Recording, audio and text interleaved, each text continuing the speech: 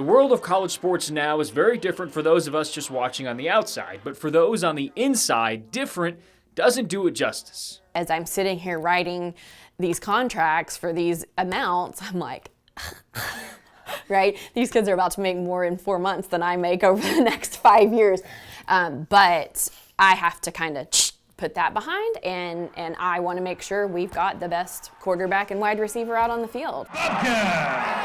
Having been with Texas State since 2007, Kelsey Solis has been the Associate Athletic Director for Compliance since 2019. That face-to-face relationship is what makes compliance not be like the fun police. Oh my gosh!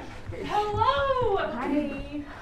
How are you? Certainly cherished at her job, it's one that keeps changing. Mainly, there's name, image, and likeness, which allows student athletes to get paid. That began in summer 2021. That same year, the transfer portal, which allows student athletes to move schools without sitting out a year, became what it is today. There's questions that I get from coaches where before I could easily be like, yeah, totally cool, you can do that.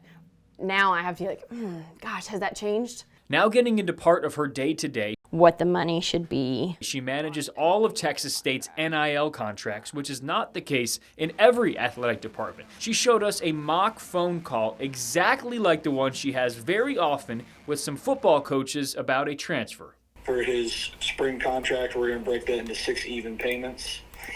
And for his fall contract, we're going to break that into 4 even payments. Schools are now able to pay athletes directly. That started in summer 2025 with federal antitrust lawsuits ending. The cap through revenue sharing of what each school is allowed to pay directly to athletes is $20.5 million. That is a lot of what Solis deals with, those contracts, but the rules she monitors extend far beyond just that. There's so much that has changed with visits, benefits, what you're able to do for student athletes, right? Provide them transportation to campus, going home at winter break. It's a lot, especially for a system that appears currently flawed. Back in 2021, we opened this can of worms, and we didn't box in the worms. We just said, go ahead. And now we're trying to say, oh, wait, worms, we want you to, go this way and have some structure.